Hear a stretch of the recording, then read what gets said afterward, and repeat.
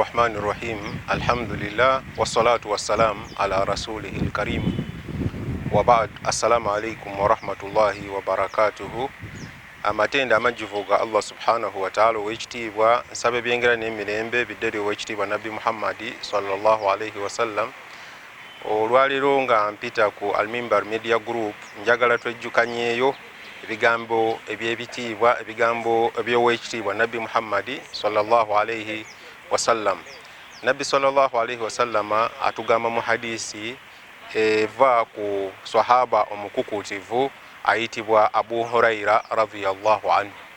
Lumu Nabi sallallahu alayhi wa sallama aba tudde ne basahaba be mu muzigiti n'ababuuza ebibuuzo bina. Ebibuuzo ebyo ebina bye yababuuza nange ebyenjagala mbeere nga mbuuza abandaba era abampuliriza kuba ku nkomerero eri ow'ebibuuzo Nabbi yaleeta statement nga omuntu senga aba akoze ebintu ebyo ebina empeera gyakola ki empeera gyafuna. Abu Huraira agamba nti Nabbi sallallahu alayhi wa sallama yagamba nti man asbaha minkum al-yawma swa'ima. Kyajjanga kibuuzo ng'abuuza baswahaba be ng'abagamba nti baswahaba bange olwaleero ani eyabukeesezza olwaleero ng'akoze eki ng'asiibye.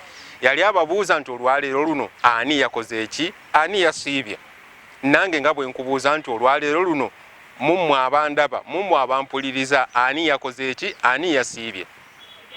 Ekibuuzo kino Nabbi sallallahu alayhi wa sallam kye yabuuza teyakibuuza mu mwezi gwa Ramadhan kuba kimanyikiddwa nti omwezi gwa Ramadhan abantu bonna baba bakoze eki baba basiibye, wabula ababuuza nti man asbaha minkum al-yawma swa'ima.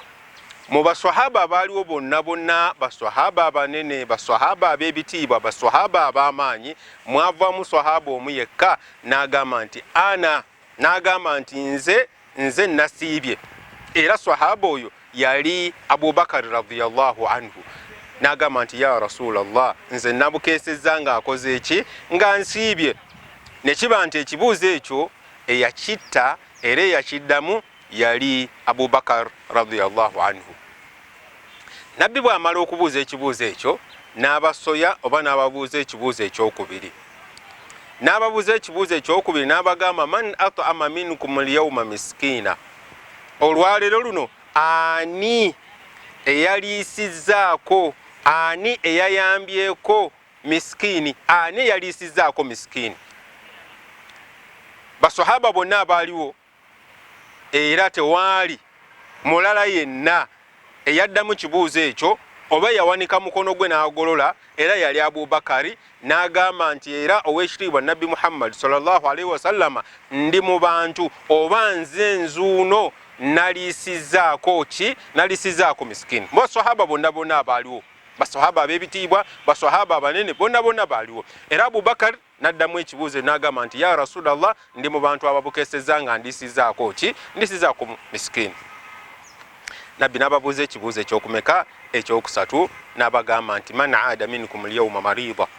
Ani mummwe baswahaba bange ab'ebitiibwa ani mummwe yabukeesezza olwaleero ng'alina munne omulwadde gwe yakoze eki gwe yagenze n'akola ziyaara oba n'amulambula. Ani kumwe yagenze n'alambulako omulwadde. Era baswahaba bonna tewaaliwo addamu kibuuzo ekyo, era eyakiddamu yali Abu Bakar radhiyallahu anhu n'agamba nti ya Rasulallah ndi mu bantu abalambudde ki nzuuno eyalambudde ku mulwadde olunaku luno olwaleero. Buuzo ebyo kyakusatu. Nabbi n'ababuuza ekibuuzo ekyokumeka ekyokuna era ekisembayo n'abagamba nti man tabi'a minkum al-yawma janazatan. Mummwe baswahaba bange ani mummwe eyagenze n'awerekera muganda we ng'akoze eki ng'afudde, kitegeeza n'omusaalira, bw'omala omusaalira n'ogenda ku ntaana ne bamuziika. Ani mummwe yakoze omulimu ogwo? Era amazima gali nti tewaali muntu yenna akoze kintu ekyo wabula eyali akoze omulimu ogwo yali era Abu Bakar radhiyallahu anhu. Nabbi n'ayogera ebigambo bino wammanga byenjagala obiwulirize bulungi era byensaba Allah obitegeere bulungi, era nsaba Allah akusaasira obeere mu bantu abakola ki abakola emirimu egyena. Ogusooka okusiiba, omulimu ogwokubiri okulambula abalwadde, omulimu ogwokusatu okuyamba abali obubi bamasikini okusaddaako baliisa, omulimu ogwokuna okubeera nti munnaffe bw'aba avudde mu bulamu buno obw'ensi tugenda ne tukola ki, ne tubeerawo ne tumusaalira ne tumuwerekera era ne tukola ki, ne tumuziika. Nabbi n'ayogera statement eno y'amaanyi n'agamba nti majtamaa mu riwaaya endala majtama'na hadha fi mri'i illa dakhala aljanna.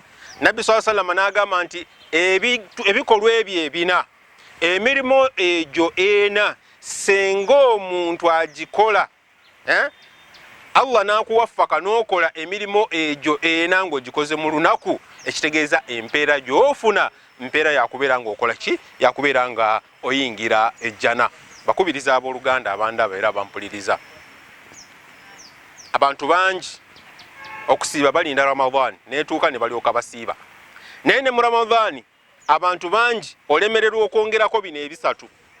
Naye mbategeeza nti okusiiba si Ramadhaani yekka, tusiibe olw'ebbalaza, tusiibe n'olwokuna, tusiibe ennaku enjeru 13, 14, 15, tusiibe Tasua, Ashura, tusiibe olunaku era tusibuka olunaku nga Daawuda alayhi salatu wassalam bwe yali akola ki, bwe yali akola. Bannaffe be balwala tugende tubalambule, kuba ogenda obalambula ibaada nkulu era ibaada nnene era erimu empeera mpitirivu. Munnaffe bw'abanga ali mu buzibu, ng'ali mu bwetaavu, miskiini, mwavu, yeetaagisa okuyambibwa, tubeere nga tukola ki, tubeere nga tubayamba, obeere nti olunaku toviira waawo bwerere, kuba ebyo byonna bisoboka omuntu obikola olunaku n'ogamba nti biizinillah olwaleero kansiibe era kanyongereko bino, kandiiseeyo miskiini oba kamusaddaakire, kaŋŋende nambule omulwadde, oba n'oyongerako ekyokuna n'ogamba nti kaŋŋende munnaffe afudde, kaŋŋende nkole ki, mbeere nga muziika.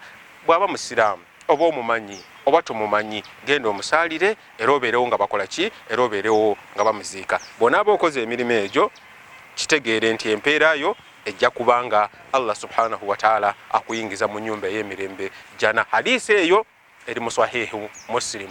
N'ebigambo ebyo mbakubiriza tuveeyo gye tuli tukole emirimu emirungi ng'egyo gye mbategeezezzaako n'emirimu emirungi emirala. Allah gyatuwa ebirungi fi duniya wal akhira. Ate bannaye ensi mugiraba engeri gyetambulamu, embeera muziraba.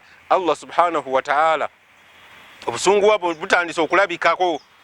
Mulaba ekyali Take Musisi engeri gye yagoyagoya abantu, mulaba ekyabadde Morocco Musisi bagambye wa dakika ng'emu n'ekitundu, dakika emu n'ekitundu, naye abantu mitwalo ne mitwalo ne bakola ki, ne bafa.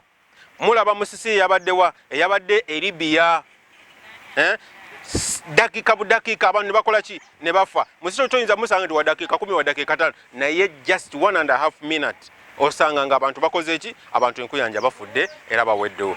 Tugenda okufa nga tulinawo bye tulagawo ewa Allah subhanahu wa ta'ala. Mwebale nnyo okumpuliriza, nsaba Allah bagase n'ebyo era nsaba Allah ateeke mu bantu abakola emirimu emirungi. Wassalamu alaikum wa rahmatullahi wa barakatuhu.